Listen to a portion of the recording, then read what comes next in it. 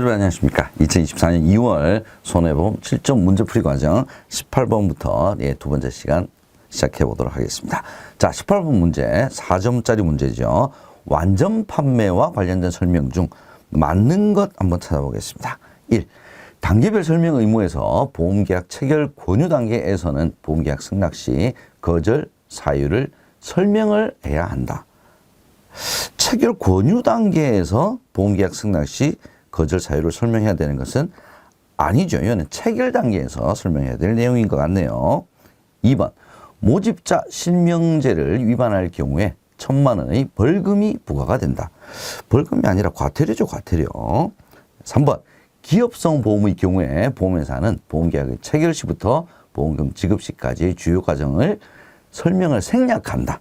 자, 생략을 할 때는 보통 일반적으로 일반 보험 이제 계약자가 나 이제 설명을 안 받아도 되겠습니다. 이렇게 요청을 할 때 생략이 가능한 것이고요.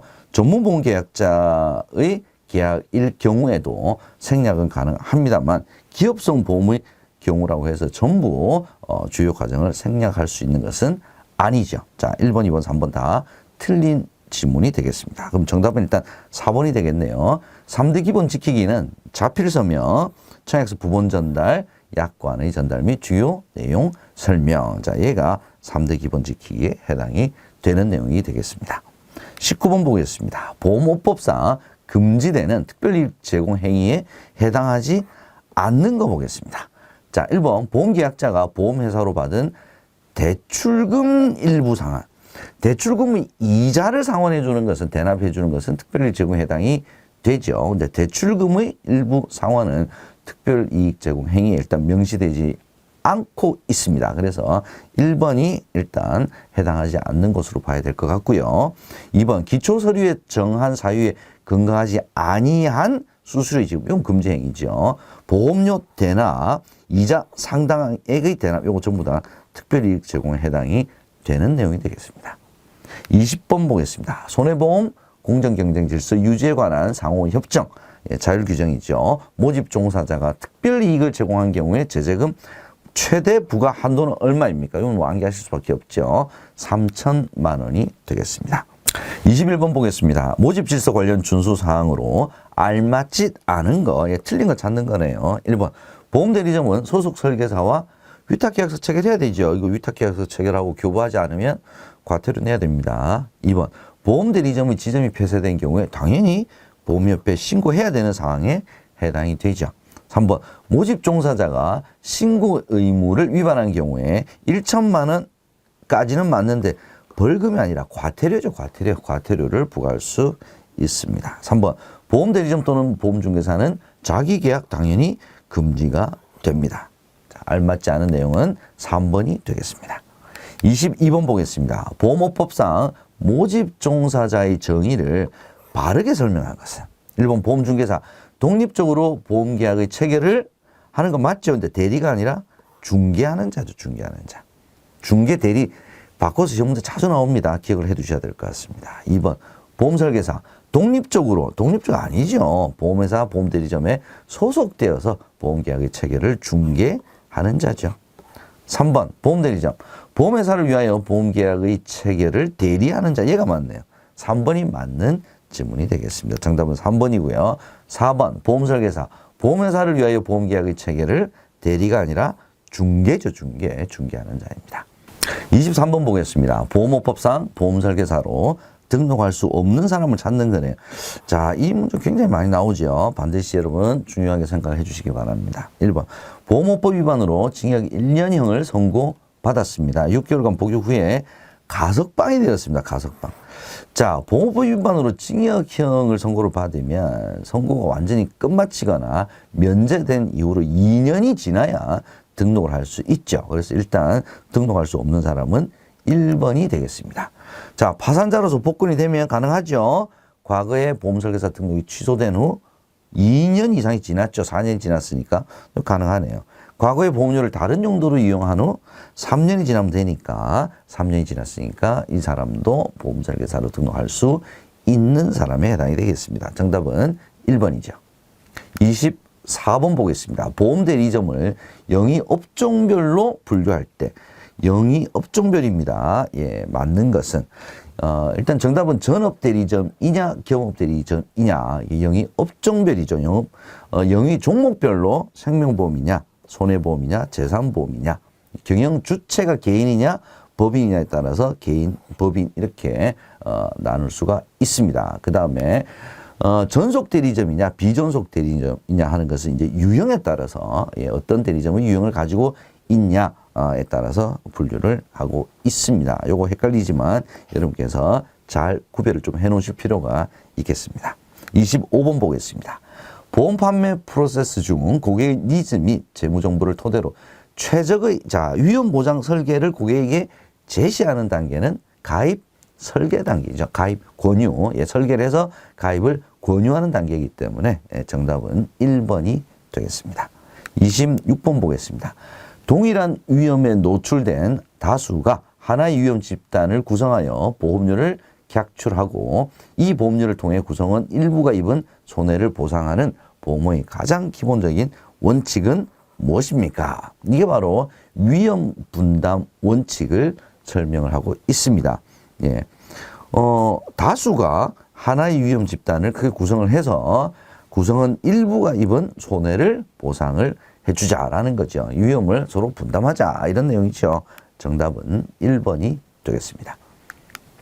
27번 공영보험에 관한 설명으로 틀린 것 찾아보겠습니다. 1번 건강보험과 마찬가지로 무역보험, 수출보험도 공영보험에 해당이 됩니다. 맞는 내용이네요. 2번 국가와 자치단체에 의해 영위되는 보험사를, 이게 바로 공영보험이죠. 3번 국민의 복지 증진을 위해 국가가 공영보험을 운영하기도 합니다. 그죠? 예, 자치단체도 하고요. 일단 틀린 정답은 4번이 되겠네요.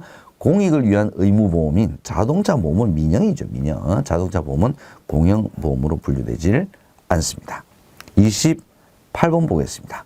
보험 사기에 대한 설명 중 틀린 것 찾아보겠습니다. 1번 보험 사기 방지 특별법상 보험 사기 행위라 함은 보험 사고의 발생 원인 또는 내용에 관하여 보험자, 보험회사를 기망하여 보험금을 청구한 행위, 얘가 보험 사기의 정의에 해당되는 내용이죠. 이 지문 내용이 최근에 자주 출제가 되고 있다는 점 기억을 해 두시고요. 2번 보험 사기의 가중처벌 규정에 따라서 5억 원 이상, 사기 이득액이 5억 원 이상일 경우에는 가중처벌을 하고요. 또 사기 이득액 이하에 상당하는 벌금도 함께 부과할 수가 있습니다. 이도 맞는 내용이죠. 미수범도 처벌할 수 있습니다. 3번 보험금 지급 요건이 되는 사고 등을 고의로 조작을 했다.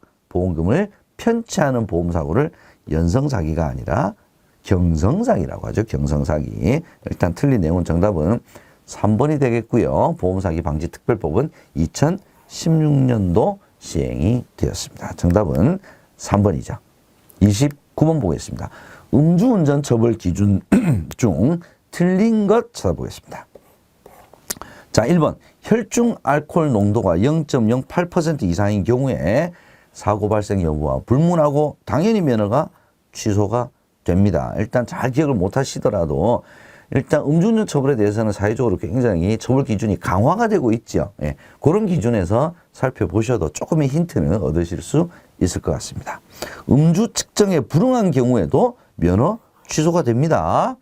3번 혈중 알코올 농도 0.05% 미만인 경우, 처벌 없이 훈방되는 기준은 0.03이죠. 0.03, 0.05% 이렇게 되면 처벌을 과하게 이제 받게 됩니다. 기억을 해두시고요. 3번 혈중 알코올 농도가 0.2% 이상인 경우에 0.2죠. 0.02와 0.2 구별해 주시기 바랍니다. 2에서 5년의 징역 또는 1,000만 원에서 2,000만 원 이하의 벌금에 처해집니다. 에도 맞는 내용이 되겠습니다. 정답은 3번이 되겠습니다. 훈방 안 됩니다. 30번 피보험 이익과 관련된 설명으로 맞는 것 찾아보겠습니다. 탈세 이익은 피보험 이익에 해당되지 않죠. 도박, 탈세 이익 안 됩니다. 2번 금전으로 산정할 수 없으면 피보험 이익에 해당되질 않죠. 3번 상법은 피보험 이익을 보험계약의 목적으로 표현을 한다. 얘가 맞는 표현이네요. 정답은 3번이고요. 피보험 이익은 현존하는 이익의 하나고 장래의 이익도 예, 피보험 이익이 될 수가 있습니다. 확정할 수 있는 이익이면 장래 이익도 피보험 이익이 될 수가 있죠. 없다 그랬으니까 4번도 틀린 내용이 되겠습니다. 31번 보겠습니다. 부가보험료를 구성하는 요소. 자, 부가보험료가 어떤 겁니까? 예. 위험보험료는 순보험료에 해당이 되겠죠. 신계약비, 예, 수금비, 저축보험료도 순보험료에 해당이 되죠. 기억, 디귿이네요. 신계약비와 수금비. 정답은 2번이 되겠습니다. 32번. 다음의 설명 중 틀린 것 찾아보겠습니다. 1번. 보험계약은 계약자의 청약, 보험회사의 승낙으로 성립한다. 이거 맞는 내용이네요. 2번. 보험료 중 보험사고 발생 시 계약자에게 지급되는 보험금의 재원이 되는 것. 보험사고로 인한 보험금 지급의 재원이 되는 것을 위험보험료라고 한다. 이거 맞죠? 3번. 보험계약 성립 후 2개월이 지난 때까지 보험료의 전부 또는 1회 보험료를 미납한 경우 그 계약은 당연히 소멸이 되죠. 보험료 하나도 안 냈으니까. 그죠? 4번. 보험회사는 승낙을 할 때 명시적인 방법으로만 가능한 것이 아니라 묵시적인 방법으로도 가능합니다. 명시적인 방법으로 승낙해야 된다고 했으니까 예, 틀린 지문은 4번이 되겠습니다. 33번, 예, 두 번째 시간 마지막 문제네요. 보험업 허가 시 작성해야 되는 기초서류에 해당하는 것을 모두 고르는 것. 기초서류 세 가지가 있었죠. 그죠? 예, 사업방법서, 보험약관, 그 다음 보험료 및 해약환급금 산출방법서. 이렇게 해서 세 가지입니다. 그죠? 그래서 기초서류에 해당하는 것은 나, 다. 정답은 2번이 되겠습니다. 자, 이렇게 해서 두 번째 시간 여러분과 함께 했고요. 저는 또 잠시 후에 세 번째 시간에서 다시 찾아뵙도록 하겠습니다. 여러분 수고하셨습니다.